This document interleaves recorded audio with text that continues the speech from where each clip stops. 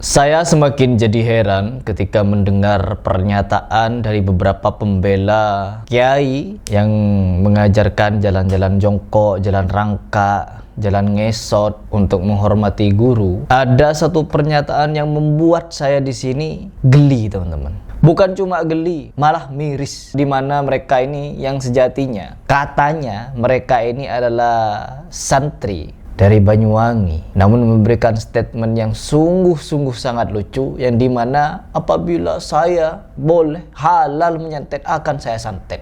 Nama saya Muhammad Harun Ar-Rasyid, asal dari Banyuwangi. Kami jauh-jauh ke sini. Jauh dari Banyuwangi, Pak. Gak ada capek untuk kita untuk membela masyayikh. Hidup masyayikh. Hidup. Ngapunten, hati kami tersayat-sayat betul, Pak. Sampai tadi. Kalau boleh santet halal, saya santet, betul, Pak. Keren. Banyuwangi. Karena kami lagi-lagi kami adalah santri yang tindak lampah kita semuanya itu ditentukan oleh masyayikh. Masyayikh jangan-jangan, Pak, nggak berani kita melangkah sedikit pun. Berangkat jangan dibendung kekuatan kita.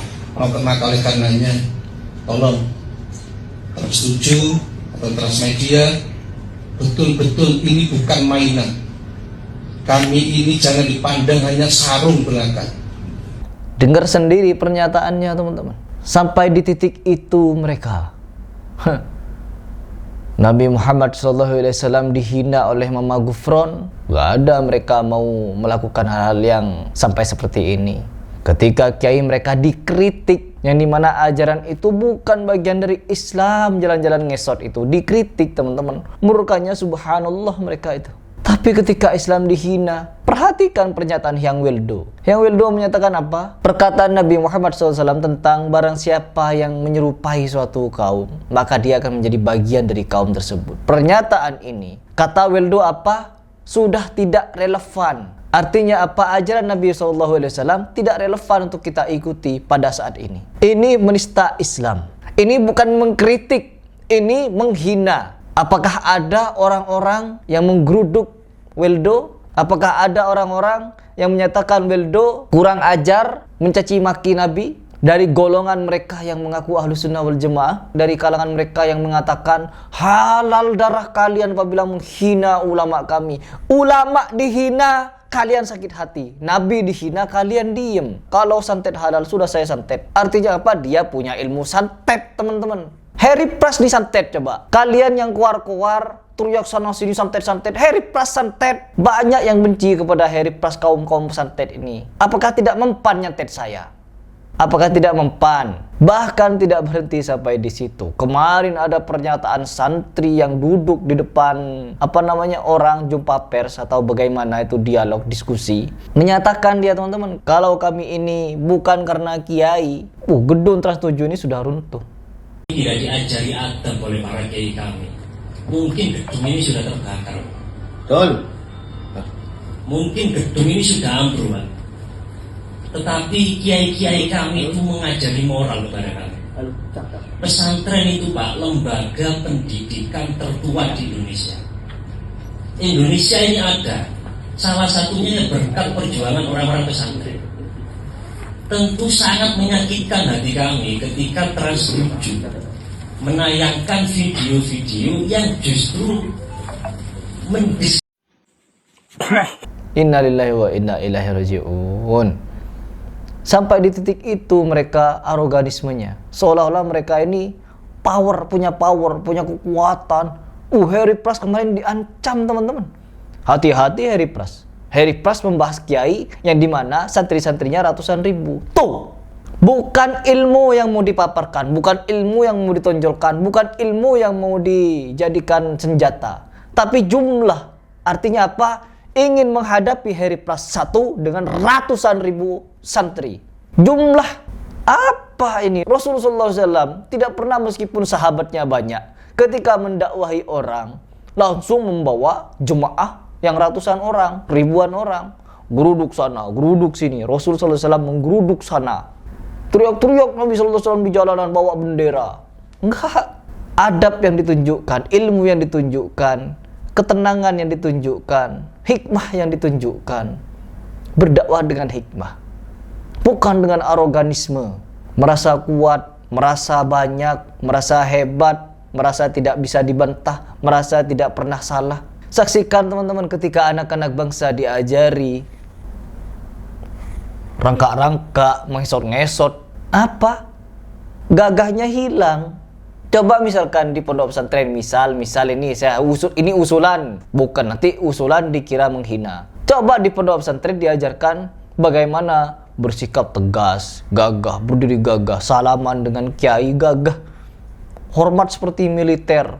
Keren dilihatnya teman-teman. Santri-santrinya gagah, santri-santrinya bugar, cerdas, berwibawa. Tapi kalau begini-begini, ngesot-ngesot, rangka-rangka, dikasih makanan dilempar-lempar, ditendang-tendang, nggak ada gagahnya, nggak ada gagahnya, nggak ada wibawanya. Tidak gagah, tidak berwibawa, tidak menunjukkan dia dermawan. Kan niatnya ingin dermawan kan, bagi-bagi makanan, tapi caranya ditendang-tendang, dilempar-lempar. Jadi semuanya hilang karena adab dan tradisi yang seperti ini. Kan mereka mengaku ini adalah adat dan tradisi. Ya begitu adat dan tradisinya. Jadi teringat saya teman-teman, ketika dulu saya membahas tentang Gus-Gusan, Gus Reza, yang menyatakan kelak Banser dan Pagar Nusa pasti masuk surga. Ketika saya membahas seperti ini, para pengikut Gus Reza itu mengajak saya dialog. Dan ketika berdialog, dia bukan membawakan dalil, tapi bawa massa, bawa orang.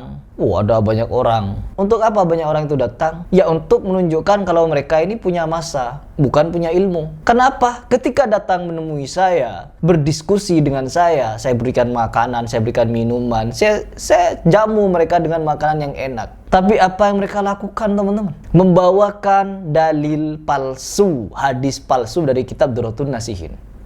Ingin membela gurunya bukan dengan hadis sahih, bukan dengan ayat Al-Quran. Karena dalam Al-Quran tidak ada yang menyatakan Banser, Pagar Nusa pasti masuk surga. Yang ada apa? Nabi SAW menyatakan ada 10 nama yang pasti masuk surga. Sisanya 50-50, bisa surga, bisa neraka. Sekalipun Fatimah anak Nabi SAW.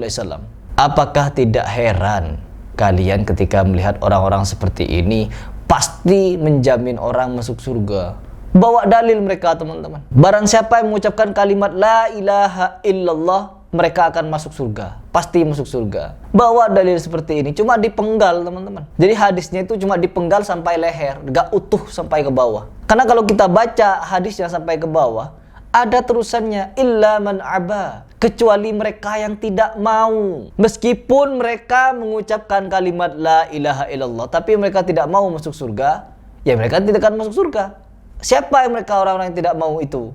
Mereka yang tidak ikut kepada Al-Quran dan Sunnah. Mereka yang tidak mencontoh Nabi dan para sahabatnya. Mereka yang keluar dari ajaran Islam setelah dia masuk. Mereka yang melakukan kesyirikan. Mereka yang melakukan pelanggaran-pelanggaran berat. Mereka yang begini yang begitu.